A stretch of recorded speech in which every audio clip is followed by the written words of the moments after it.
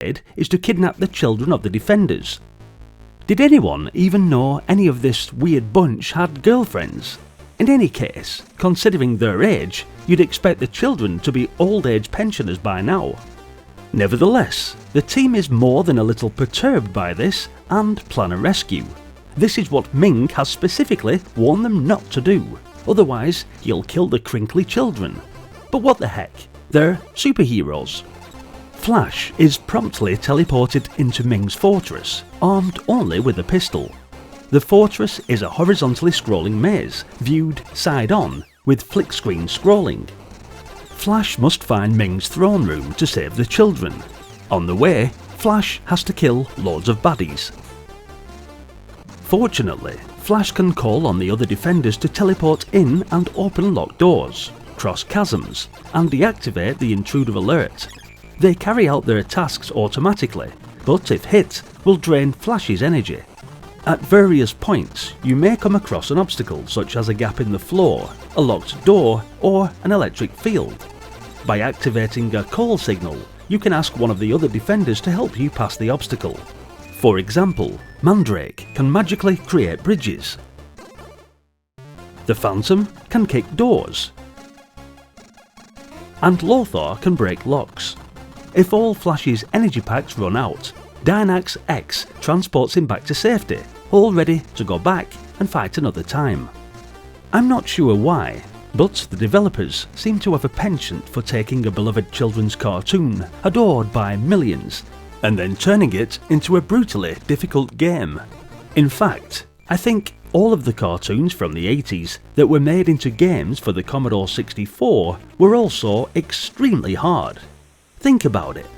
Thundercats, Transformers, Turtles, Quick Draw McGraw, Yogi Bear, The Trapdoor.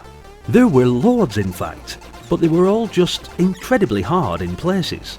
Like I mentioned, you're tasked with defeating Ming the Merciless, but in actual fact, your real task is to survive more than 10 seconds of this consistent tirade of potshots as enemies spawn endlessly from left to right and also from above. They run at you and shoot, and come in ones, twos and threes. For your defence, you have a piddly little blaster and the ability to duck, but most important of all, you have the ability to run as fast as you can, run and run and run and shoot. And don't stop.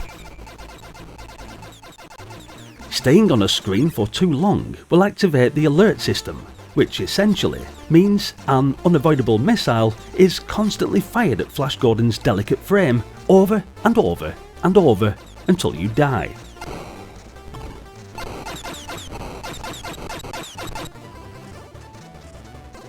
At least I'm 99% sure he's Flash Gordon, but he's wearing very few clothes and could probably pass for He-Man with a square haircut and several yellow bruises. Come on and give us a hand, young defender. On the Amiga version, the parallax scrolling is fast and smooth, but the difference in speed between the fore and background is pretty ridiculous. The rooms and corridors of the fortress might be incredibly large. Also, admittedly, the backgrounds are repetitive and a little short on colour.